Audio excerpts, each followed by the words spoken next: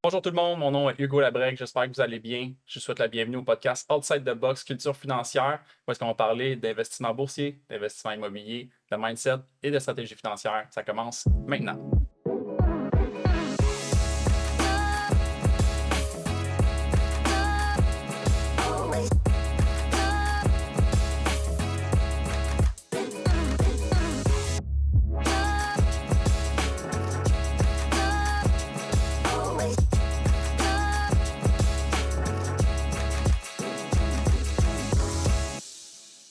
Bienvenue à un nouvel épisode du podcast Outside the Box. Mon invité d'aujourd'hui, elle a un bon bagage professionnel. Elle détient un baccalauréat en droit à l'Université de Montréal. Elle a occupé le poste de directrice associée, directrice des ressources humaines, du recrutement et de la formation à la Banque de Montréal. Elle a été directrice des ressources humaines à la Banque nationale du Canada, chef du développement du leadership pour Hydro-Québec, chef de division du développement organisationnel à la Société de transport de Montréal. Elle est maintenant présidente, directrice générale de l'Institut québécois de planification financière. Bienvenue, Chantal Lamoureux. Ben merci, Hugo. Ça me fait plaisir d'être là. Mais ça me fait plaisir aussi. J'apprécie que tu aies accepté mon invitation. Ça prend un bon souffle pour présenter ton bagage professionnel. J'essaie de le mémoriser. J'ai eu besoin de mes notes, là. C'était un gros mandat à présenter. Ben, c'est un bon parcours, mais sur plusieurs années, mais ça fait toujours réaliser effectivement toutes les expériences, puis ça me fait penser aussi à toutes les personnes que j'ai croisées durant ce parcours-là. Et que tu as pu aider dans ton parcours par le fait même. Ben, je le souhaite. Qu'est-ce qui t'a amené chez l'Institut québécois de planification financière? Ça fait maintenant 3 ans que tu es en poste. Oui, je suis arrivée, moi, en novembre 2020. Alors, 2020, c'est la fameuse année qu'on se rappelle. Donc, j'ai joint l'Institut parce qu'à la base, je suis une passionnée du développement des compétences. Mm-hmm. Et l'Institut, c'est un institut de formation. Donc, j'ai fait tout ça, mais à la base, oui, j'ai étudié en droit, mais je suis une conseillère en ressources humaines agréée. C'est ça, ma profession. Puis là, je trouvais que j'avais l'occasion d'aller aider les gens à apprendre. Puis j'avais l'occasion d'aider aussi une profession à se développer, à prendre son envol encore plus. Donc, je trouvais que c'était un super beau défi.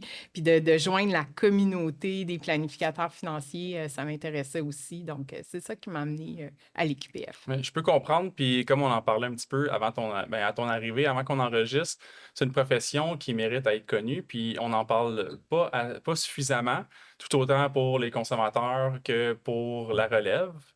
Vous avez dû voir aussi un changement intergénérationnel qui s'en vient, puis j'imagine que ça fait un petit peu partie du mandat de vouloir amener une relève pour reprendre toute cette belle clientèle-là, puis les actifs des clients qui va transférer aux générations futures. Oui. Les planificateurs financiers là, au Québec, c'est une profession jeune. Ça existe depuis environ une trentaine d'années. L'EQPF a été créé en 1989. C'est relativement jeune quand on compare à d'autres professions là, comme avocat ou médecin ou dentiste. Donc, on a des enjeux ou des défis de jeunesse, je dirais. Donc, les gens ne connaissent pas. Il y a environ 5000 planificateurs financiers quand même au Québec. Il y en a quand même beaucoup, mais c'est stable. Depuis environ 10 ans, à chaque année, il en rentre environ 300, mais il en part environ 300 aussi, majoritairement pour la retraite. Donc, un très gros enjeu de relève parce que je pense que, oui, il y a encore beaucoup de gens qui ne connaissent pas les planificateurs financiers puis les planificatrices financières, mais de plus en plus, les gens sont ouverts, veulent se faire accompagner, se rendent compte que c'est complexe puis qu'ils ont besoin d'aide. Fait que la demande, elle commence à être là. Puis malheureusement, il y a des gens qui ne trouvent pas, qui ne sont pas capables de trouver un planificateur financier ou une planificatrice financière. Donc, c'est un très, très grand défi d'attirer des gens dans cette belle profession-là. Je crois que vous avez bien commencé en ayant une meilleure présence sur les réseaux sociaux. Vous commencez à en parler un petit peu plus. On voit des chroniques, on voit ceux qui obtiennent leur diplôme, on voit qu'est-ce que ça fait ou que ça mange un planificateur financier, est-ce que ça porte des bas bruns. On voit que vous commencez à avoir une approche un peu plus rafraîchissante là, pour la profession. Est-ce que jusqu'à présent, ça commence à avoir un petit peu de... Bien, c'est certain, là, on sent là, qu'il y a comme un buzz. Là. Il y a un engouement, il y a un buzz pour la profession. profession. Récemment, là, on était à l'Omnium financier, puis on a eu l'occasion de parler avec plein de gens qui étudient en finance. Il y en a qui avaient entendu parler de la profession, d'autres non, mais quand ils en entendaient parler, ils étaient curieux, posaient des questions. Je pense que justement, les gens, de plus en plus, ils veulent aider les gens. Donc, oui, c'est une profession de chiffres.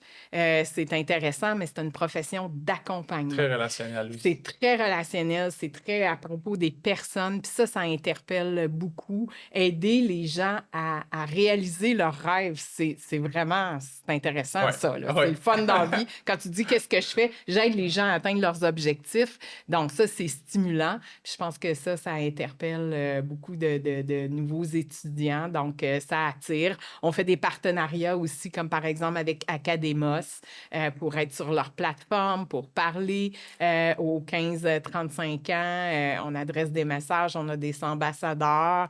Donc, oui, beaucoup de choses qui se font, puis beaucoup de choses qui se font en collaboration avec les grands employeurs de planificateurs financiers aussi pour rejoindre le plus possible la relève.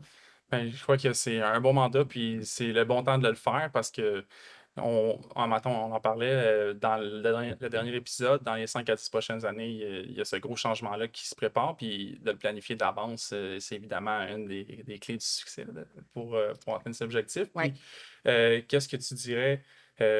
J'avais deux aspects que je voulais qu'on dise pourquoi la planification financière. Il y avait pour le consommateur, puis pour la relève. Tu en as glissé un mot pour la relève. Est-ce que tu voudrais en rajouter sur le désir d'accompagner les gens, puis de bâtir des relations? Est-ce qu'il y a d'autres éléments que tu crois qui devraient être mentionnés pour rejoindre la relève, à les motiver de s'inscrire à l'EQPF pour prendre la relève de la profession? Bien, je pense que dans cette profession-là aussi, oui, il y a le désir d'accompagner les gens, mais il y a des beaux défis intellectuels aussi, hein. La planification financière, ce qui est intéressant, c'est l'intégration de 7 domaines d'expertise. Donc, c'est autant les aspects légaux, c'est autant la gestion des risques, c'est autant l'aspect financier, La succession, la succession, l'assurance, le etc. placement. Puis vraiment, ce qu'ils apprennent avec nous, c'est comment intégrer tout ça dans les différentes situations de vie. Donc, ça amène un très beau Ouais. challenge intellectuel, là. Puis ça, je pense que les gens sont brillants, les jeunes sont brillants, ils veulent ce genre de défi-là, c'est intéressant. Puis il y a pas un client pareil, Exact. hein. Puis c'est des plans personnalisés, fait que c'est le genre de profession, là, on entend beaucoup parler de l'intelligence artificielle puis qui va remplacer plein de professions. Pas la profession de planificateur financier. Moi, je le crois pas. En tout cas, je pas au moins dans les 50, 60 prochaines années, parce que effectivement, c'est tellement personnalisé. Ça dépend de la situation de tout le monde, de comment les gens voient ça, où je veux aller. Mon objectif, c'est pas le tien. Ma situation, elle est différente de mon voisin. Et c'est ça qui fait la force de travailler avec un planificateur financier. Puis ça a un gros impact. Puis ça a un gros impact sur la résilience financière des gens.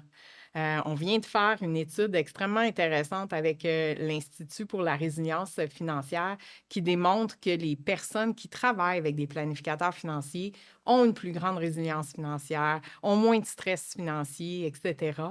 Et si ça, au Québec, au Canada, on est capable d'encourager encore plus ce comportement-là, bien, on va se retrouver dans une société encore plus saine Exact. au niveau économique, puis au niveau de la santé aussi, j'en suis persuadée. Fait que Ouais. ça a des impacts auprès d'une personne, mais s'il y en a le plus possible qui en bénéficient, c'est au niveau sociétal que ça a des impacts aussi. Exact. Je crois que tu as répondu aux deux aspects de ma question en une réponse. Je voulais qu'on s'adresse aux consommateurs aussi, pourquoi ils devaient considérer la planification financière.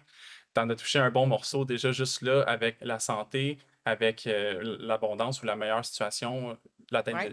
l'atteinte des objectifs, avoir une meilleure société. Oui, oui. Mais on a plein de données là-dessus. Là. C'est pas juste moi qui crois ça. On a fait au mois de novembre dernier un sondage auprès des Québécois. Puis on s'est rendu compte que les gens qui avaient un plan financier, écoute, c'est 80 de ces gens-là qui avaient un fonds d'urgence. Fait que c'en est C'est une, considérable. c'est considérable, là. C'est une saine habitude financière. Ça permet de faire en sorte que quand il y a des coups durs dans l'économie, qu'on contrôle pas, hein, Des événements incontrôlables, il y en a, il y clairement. en a plein, puis il va en avoir encore plein. Alors, les gens qui planifient, ils ont un fonds d'urgence, sont capables de faire face à ces événements-là. Donc, ça a un très, très gros impact, c'est certain. On a plein de données dans ce sens-là. Puis, ce qui est intéressant, c'est que c'est pas une histoire de niveau de revenu. Dans notre Contrairement à ce sondage, qu'on peut ouais, croire. dans notre sondage, puis l'étude aussi qui a été menée par l'Institut pour la résilience financière, vraiment, peu importe le niveau de revenu, quelqu'un qui a un plan financier, quelqu'un qui se fait accompagner par un planificateur financier, puis quelqu'un qui met en place son plan, parce que c'est bien beau Oui, d'avoir un plan, mais encore, il faut le mettre en il action. faut le mettre en action. Ben, ça a un impact sur, justement, sur l'atteinte de ses objectifs financiers, sur sa santé. Donc, ça a un gros, gros, gros impact de se faire accompagner par un planificateur financier ou une planificatrice financière. Oui, puis je crois que toi-même, au niveau personnel, tu as bénéficié de ce service-là. Est-ce que tu dirais que ça a renforcé euh, ton sentiment d'appartenance à la profession? C'est certain. Moi, j'y crois. Je dis souvent que je suis la fan numéro un des planificateurs financiers. Ça a commencé très tôt dans ma carrière. Tantôt, tu parlais, là, j'ai travaillé à la Banque de Montréal, ce qu'on appelle la BMO aujourd'hui. Euh, un des premiers projets que j'ai fait, c'était de créer, de mettre sur place la première cohorte de planificateurs financiers à la Banque de Montréal, là. Donc, ça dit la longueur de ma carrière. Mais ça, c'était mon premier contact avec les planificateurs financiers, puis qui m'a permis de comprendre qu'est-ce qu'ils faisaient dans la vie. Mais à un moment donné, c'est vrai, personnellement, je me suis retrouvée dans une situation, je me demandais, je m'achète une deuxième maison ou pas? Je suis rendue là avec mon conjoint, puis on s'est dit, on va aller voir un planificateur financier. Puis on va regarder les situations, puis vraiment, ça a changé le regard qu'on posait sur beaucoup d'actions qu'on prenait. Fait que ça a vraiment eu un gros, gros, gros Ouais. impact pour nous. Puis souvent, les gens hésitent à aller voir un planificateur financier pour beaucoup de choses, là. Un, il y a une question de valeur, hein. Quand on va voir un planificateur financier, on y dit tout sur nous, Ouais. hein. Puis là, on se On dit, se met oh à mon Dieu, nu. on se met à nu. Moi, je me souviens, là, à l'époque, c'était encore des papiers. J'avais donné mon tas de papiers puis à la personne, puis j'avais dit, il n'y a personne au monde qui sait tout ça sur Ouais. moi, là. Donc, on dévoile tout, puis on a tout le temps un peu comme l'impression, c'est des choix de valeur qu'on fait aussi avec comment Ouais. on utilise notre argent. Est-ce que je vais être jugé?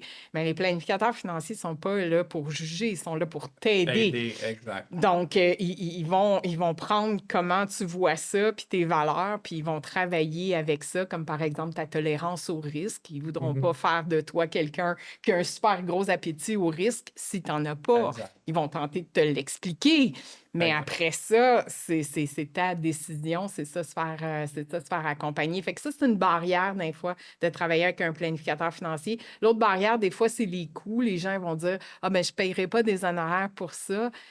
Mais on paye pour entretenir sa voiture, on paye pour aller au gym, on paye pour toutes choses Ouais. d'affaires, mais pour nous aider à prendre les bonnes décisions financières, c'est un investissement incroyable qu'on se fait pour soi, pour sa famille aussi, pour se sentir bien, pour se sentir qu'on prend les bonnes décisions en toute connaissance de cause. Exact. En toute D'avoir la connaissance bonne de cause. information puis de pouvoir prendre une décision par la suite.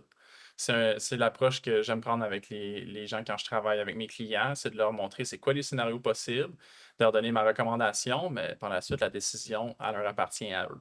Effectivement, effectivement. Puis ils peuvent poser toutes leurs questions.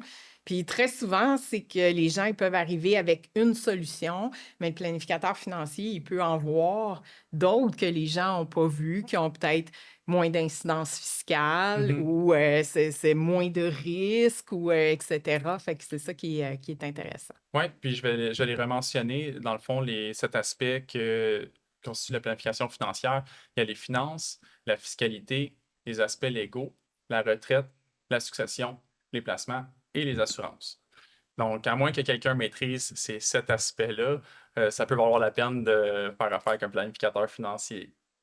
Oui, définitivement. C'est à moins d'avoir suivi la formation pour devenir planificateur financier, là, c'est très rare que quelqu'un maîtrise tout ça. Puis c'est la richesse du programme qu'on offre, puis de pas juste les maîtriser un par un, mais d'être capable de faire des liens entre Exact. tout ça. Est-ce que tu veux nous en dire un peu plus sur le programme de formation? C'est quoi les critères pour pouvoir être admissible? Puis c'est quoi le processus? Quelqu'un qui veut entamer des démarches vers la planification financière, à quoi il doit s'attendre pour commencer à se former? Ben, dans le fond, ça prend des études de niveau baccalauréat à la base, préférablement un baccalauréat qui comprend une portion planification financière. Donc, il y a des universités qui l'offrent, là, je pense entre autres à l'Université Laval. Puis, il y en a qui offrent des bacs avec cumul de certificats. Puis, un des certificats, c'est le certificat en planification financière. Si les gens n'ont pas fait ces études-là, il y a tout plein d'équivalences académiques qui sont possibles. Il y a des programmes avec, entre autres, la TELUC, avec l'Université Laval, qui se font à distance et qui permettent d'accéder à un autre programme chez nous qui s'appelle le programme exécutif. Fait que c'est soit qu'on commence un baccalauréat, puis on vient à l'UQPF pour faire la formation professionnelle et l'examen, ou soit qu'on fait un autre programme, on fait le programme exécutif et notre programme de formation professionnelle. Donc, il y a différents chemins.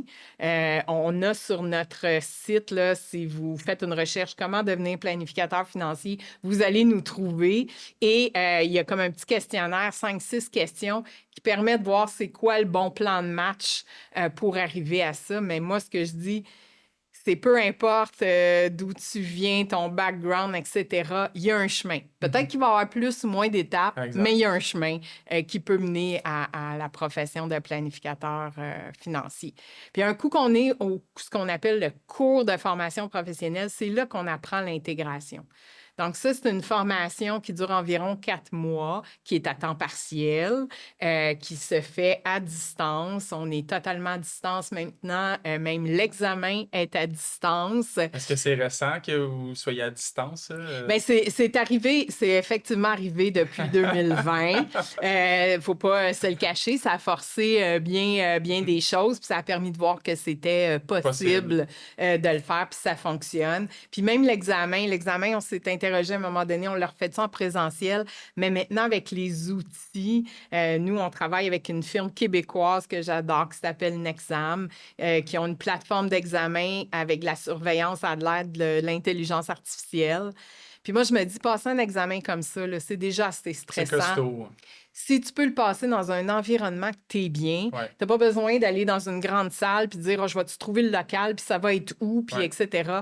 Si tu le fais chez vous parce que tu es bien chez vous, si tu Dans le fais un au bureau dans parce que un tu es bien au café. bureau, en autant, fait que tu te mets dans les bonnes conditions pour être capable de réussir ton examen parce que oui, effectivement, il est exigeant parce qu'après, ça donne le permis de l'Autorité Exact. des marchés financiers.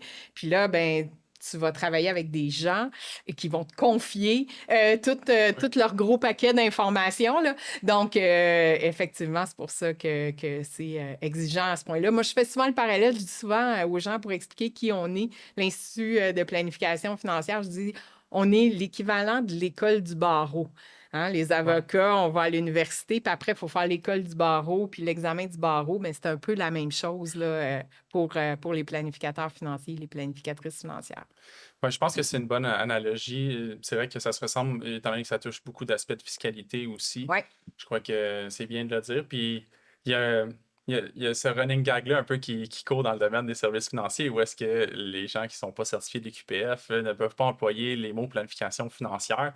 Est-ce que tu veux m'aider à expliquer ce tabou-là, si je peux dire ça comme ça? Est-ce que tu l'as entendu par... Bien, c'est sûr que ça vient du fait qu'il y a un règlement de l'Autorité des marchés financiers qui dit que tu ne peux pas utiliser un titre qui contient les mots planificateur financier, planification financière, si tu n'a pas effectivement le permis, donc le diplôme de l'IQPF. Donc, ce qui fait qu'il y a peut-être des gens créatifs qui ont essayé de Ouais. se faire des titres, puis malheureusement, ben, ça contrevient à ce règlement-là de l'Autorité des marchés financiers parce que c'est un titre réservé, là, Exact. PLFIN, planificateur financier, planificatrice financière. Il faut répondre à certaines conditions très spécifiques. Puis je crois que ton explication des démarches pour obtenir son titre vient renforcer pourquoi est-ce que c'est réservé. Oui, puis tout ça, c'est dans un but de protection du public. Exact. Donc, s'il y a tous ces règlements-là, ces lois-là, c'est parce que le législateur se dit c'est important, c'est risqué, on confie nos finances, notre vie, l'atteinte de nos objectifs à un professionnel. Il faut vraiment qu'on s'assure que cette personne-là a des compétences. Puis, ben ça prend tout le mécanisme d'encadrement là, que l'Autorité des marchés financiers met en place. Puis en parlant de compétences, il y a des formations continues à suivre aussi une fois qu'on a obtenu ses permis, qui sont complémentaires à ceux des services financiers et de la sécurité financière. Déjà à la base, on ajoute ceux de planification financière. Effectivement, il y a un règlement aussi là, sur la formation continue des planificateurs financiers. Donc, c'est 40 heures par cycle de 2 ans. Et dans ces 40 heures-là, il y en a au moins 15 qui doivent obligatoirement être suivies avec l'Institut parce que ça porte sur la planification financière personnelle intégrée. Donc, cette fameuse intégration des domaines-là là, que j'expliquais tantôt, ben, dans le fond, le régulateur dit c'est tellement important. Il faut renforcer ça en faisant de la formation à tous les 2 ans là-dessus. Et l'Institut, c'est vraiment eux qui peuvent faire ça. Sinon, on est dans des choses qui sont encore par silo. Fait que oui, c'est important de se maintenir à jour, par exemple, sur la fiscalité, mais ce qui a de la valeur pour le client, c'est l'intégration. C'est pas la fiscalité pure. Exact. Donc, c'est pour ça que dans les 40 heures, il y a un 15 heures en planification financière personnelle intégrée. En parlant de planification financière personnelle, on avait eu une discussion pour se préparer au podcast, puis tu m'avais dit qu'il y a quelque chose que vous remarquez parce qu'on fait beaucoup de contenu pour les entrepreneurs, pour les aider dans le podcast Outside the Box parce que je suis un entrepreneur moi-même, puis j'avais réalisé ça que les entrepreneurs sont des gens qui montent des entreprises extraordinaires, puis ils l'apprennent souvent à la dure eux-mêmes. Ouais. Puis tu m'as dit qu'on remarquait que souvent les entrepreneurs s'occupent peu de leurs finances personnelles, beaucoup de leur entreprise, mais qui mettent un petit peu de côté leurs finances personnelles. Est-ce que tu veux élaborer un petit peu sur ce point-là? Oui, puis ce qu'on se rend compte, malheureusement, c'est que les gens, ils s'en rendent compte de ça quand vient le temps de la retraite. Puis là, ben, rendu là, des fois, il est peut-être un peu trop tard ou ils se trouvent peut-être devant moins de choix. Une des premières choses, beaucoup d'entrepreneurs ne savent même pas la valeur de leur entreprise. C'est vrai. Et ils ne savent même pas combien qu'elle vaut. Ils ont peut-être une idée ou ils l'ont peut-être fait évaluer il y a bien longtemps, mais ils ne savent même pas. Dans leur bilan personnel, ils ne sont même pas capables de le mettre.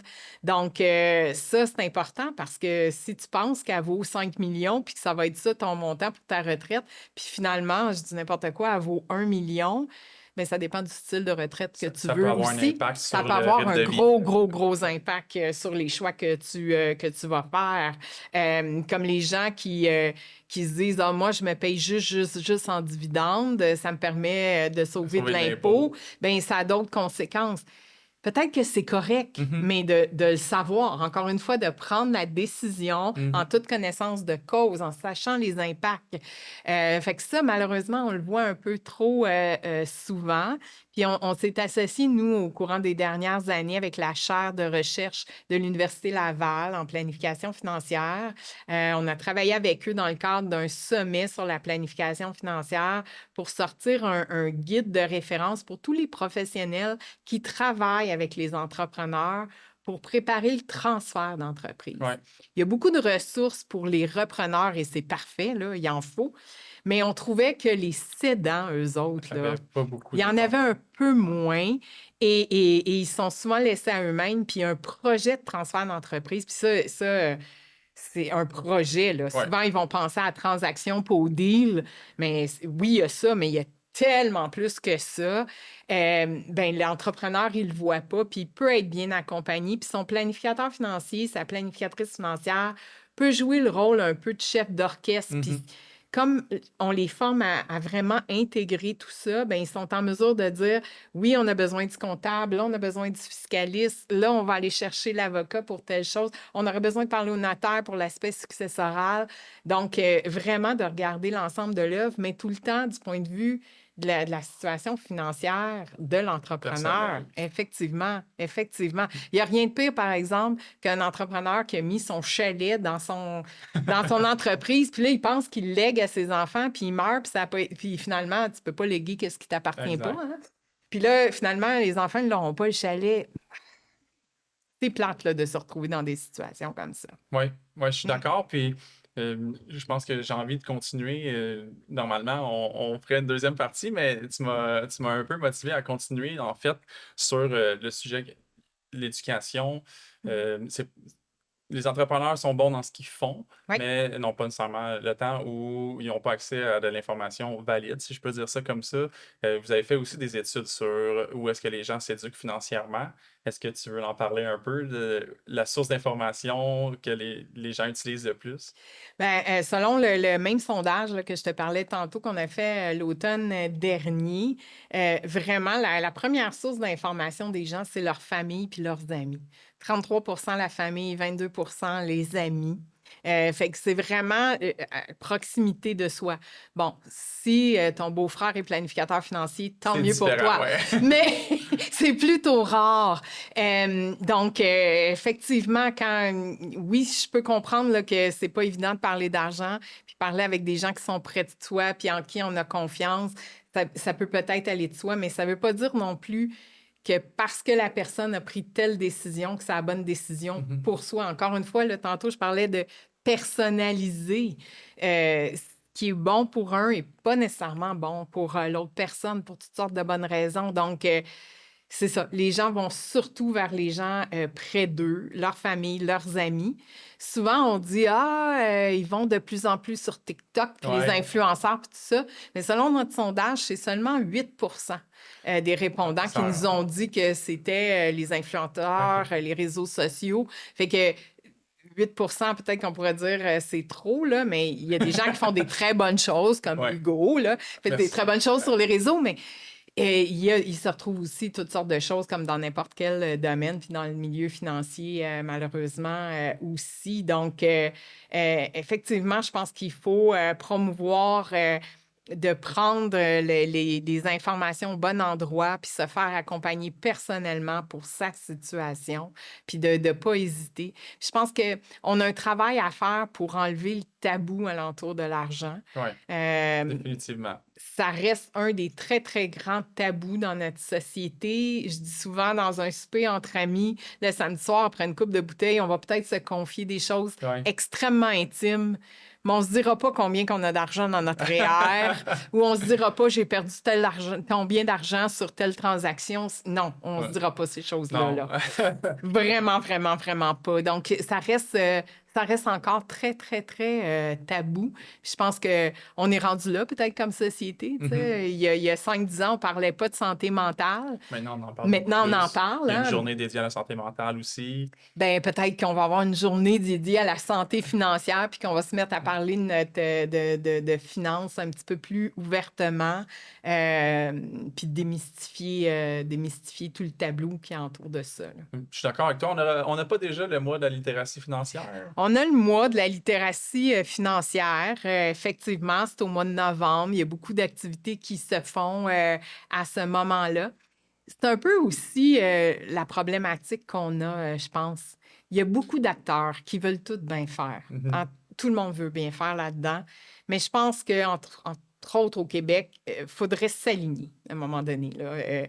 On est éparpillés. Fait que je pense qu'il y a quelque chose, il y a un leadership à prendre pour dire quelle stratégie on se donne, comment on fait ça pour tous les groupes d'âge de la population. Parce que là, c'est ça. Tu sais, c'est comme on dit, là, à force de tirer tout partout, on n'atteint pas la cible. Exact. Fait que, il y a quelque chose là, où à force de ramer tout le monde de notre bord, on n'avance pas le bateau. Là. Ouais. Donc, il y a quelque chose à faire au niveau de l'alignement parce qu'il y a des belles ressources. Encore une fois, il y a plein de monde qui veulent bien faire, mais je pense qu'on manque le bateau. Là. Il y a définitivement des mesures à mettre en place pour améliorer ça. Puis je crois que tu es quand même bien positionné pour parler un peu du sujet, étant donné ta passion pour le développement des compétences. Est-ce que tu voudrais nous partager un peu d'astuces pour les gens qui nous écoutent de comment est-ce qu'on peut mettre en place le développement de ces compétences, puis comment est-ce qu'on peut le maintenir ou l'ajuster en cours de route? Ah, c'est sûr, moi, je suis une passionnée de développement des compétences tellement que je trouve qu'au Québec, on a plusieurs enjeux. Je parle de littératie financière, mais je m'implique aussi au niveau de l'alphabétisation parce que c'est un problème qu'on a aussi au Québec. Hein. On parle de la littératie financière, mais la littératie, point, là, on a un enjeu. Là. Au Québec, il y a encore beaucoup, beaucoup de gens qui ne savent pas lire ou écrire. Puis là aussi, il y a des belles ressources. Puis il y a des ressources qui ne sont pas nécessairement dans lire et écrire. Fait que j'espère que la technologie nous amène là. Mais je pense que, il faut regarder des sources crédibles. Là. C'est la Ouais. première chose. Là. Il y a plein de sources crédibles. L'Autorité des marchés financiers en liste plein.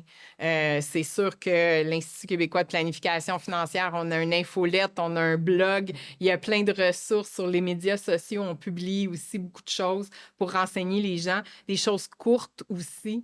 Puis je pense que le développement des compétences, c'est pas de se dire « Ah, ben là, je vais faire une journée à développer mes compétences. Non. Moi, je dis souvent, faut le faire au moment où on est sharp. Moi, je sais que je suis sharp le matin. Fait que moi, là, je développe mes compétences le matin. Je n'ouvre même pas mon courriel.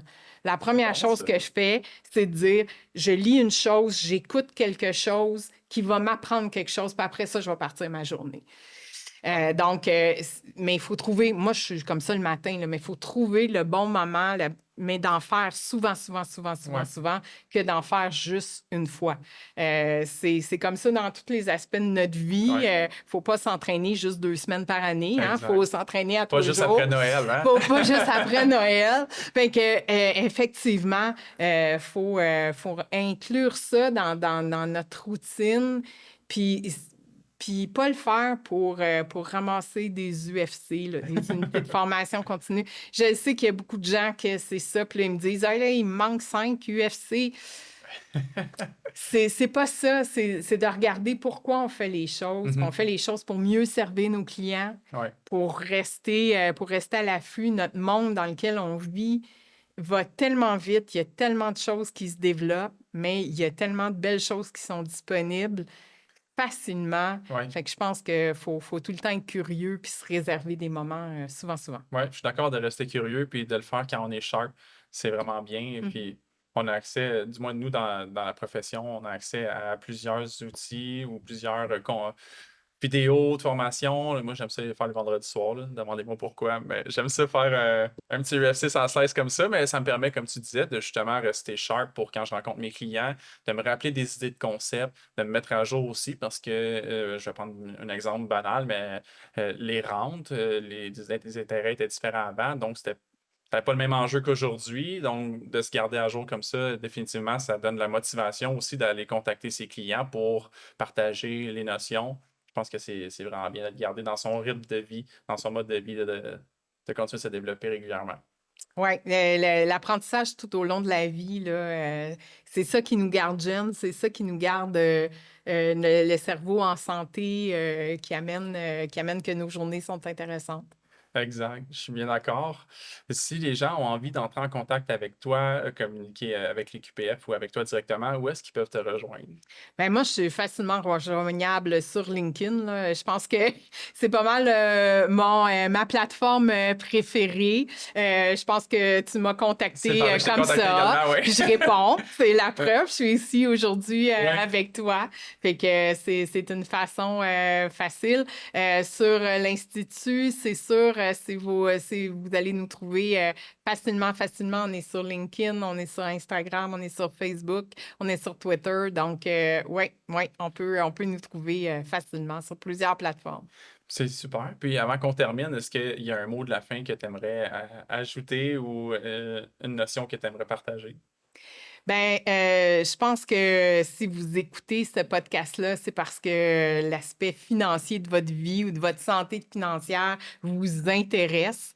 Fait que je peux juste vous encourager à rester curieux et à encourager des gens aussi alentour de vous à rester curieux. Puis j'aurais peut-être un petit souhait aussi à interpeller les femmes pour que les femmes s'intéressent davantage à leur santé financière. Je lisais récemment que quand il y a justement de la communication ou de la formation sur les finances pour les femmes, on parle plus de budget puis de comment profiter des soldes. Puis pour les hommes, on parle plus d'investissement. Mais je pense qu'il n'y a aucune raison que ça soit comme ça encore en 2023. Faut inciter les femmes, faut inciter les jeunes filles à s'intéresser à leur santé financière, puis l'ensemble de l'œuvre, pas juste le budget. Donc, c'est mon souhait pour la fin. Espérons que ça va rejoindre plusieurs de nos auditeurs. Donc, Chantal, je dois te poser, comme à tous les invités, la question qui tue. Qu'est-ce que ça représente pour toi quand je te dis « outside the box » ? Outside the box. Pour moi, ça représente d'arrêter d'être sur le pilote automatique. J'aime ça. Oui, puis pour arrêter d'être sur le pilote automatique, je pense qu'il faut se poser des questions. Souvent, on veut trouver les réponses, mais on ne se pose même pas les questions. Moi, j'ai appris ça d'un très grand monsieur là, que j'ai eu la chance de rencontrer en 2019, qui s'appelle Al Gregerson. Lui, il enseigne au MIT et il a tout écrit un livre sur l'art de se poser des questions. Il appelle ça des question bursts. Okay. Puis il dit, quand on a des problèmes, même en équipe, au lieu de dire on va faire un remue-ménage, puis là, on va sortir toutes les solutions possibles, c'est prenons 4 minutes et sortons toutes les questions possibles. C'est bon, ça. Donc, qu'est-ce qu'on peut faire? Moi, la question que j'aime beaucoup, c'est si on était certain de réussir, qu'est-ce qu'on aurait l'audace de faire? Pourquoi c'est comme ça? Comment c'est comme ça? Qu'est-ce qui fait que... donc, de se poser plein de questions, puis ça nous amène ailleurs, puis ça rouvre des portes pour penser vraiment outside the box. Puis je peux donner un exemple très précis rapidement. La technologie, c'est sûr que ça impacte toutes les professions, ça impacte la planification financière. Quand je suis arrivée à l'Institut, on se disait « Ah, qu'est-ce qu'on va faire avec ça, etc. » Puis finalement, on a décidé de travailler ça avec un partenaire qui est Financial Planning Canada, FP Canada, parce qu'eux autres aussi se posaient les mêmes questions. Puis on a créé un groupe, on a créé un task force et notre but était de trouver les bonnes questions à poser. Donc, c'est sûr qu'il y a des gens qui vont dire « Ah, mon Dieu, ils se sont rencontrés 4 fois dans une année, puis ils ressortent de là avec 3 questions. » Mais c'est 3 bonnes questions. Ouais. Puis à partir de là, on va faire des recherches, puis on va creuser, mais on va trouver les bonnes solutions, parce que sinon, on tire tout partout. Fait que penser outside the box, c'est de réfléchir à plusieurs, puis de se poser les bonnes questions. J'aime ça. Puis est-ce que... je t'ai posé la question, je t'avais un petit peu préparé quand même, mais est-ce que... le fait que je te l'ai posé, ça te fait réfléchir à si tu l'appliquais dans ta vie ou est-ce que ça te rejoint? Oui, définitivement. C'était une très bonne question, puis merci de me l'avoir posée d'avance parce que j'ai pris un peu de recul, puis même, tu sais, j'ai demandé à mon collègue, « Oh my God, outside the box », parce que souvent, on entend ça, mais ça nous force à réfléchir, à se dire, « OK, qu'est-ce que je fais vraiment pour penser différemment, pour innover, pour créer? » Fait que oui, ça permet de prendre du recul. Puis c'est là que je me suis dit, OK, c'est vraiment ça que je fais. Puis peut-être que des fois, je ne le fais pas assez. Puis je vais continuer à le faire puis à le faire encore plus. Je vous remercie d'avoir été à l'écoute aujourd'hui. Merci encore, Chantal, pour avoir accepté mon invitation. Puis on se revoit pour le prochain épisode du podcast. Bonne fin de journée à tous.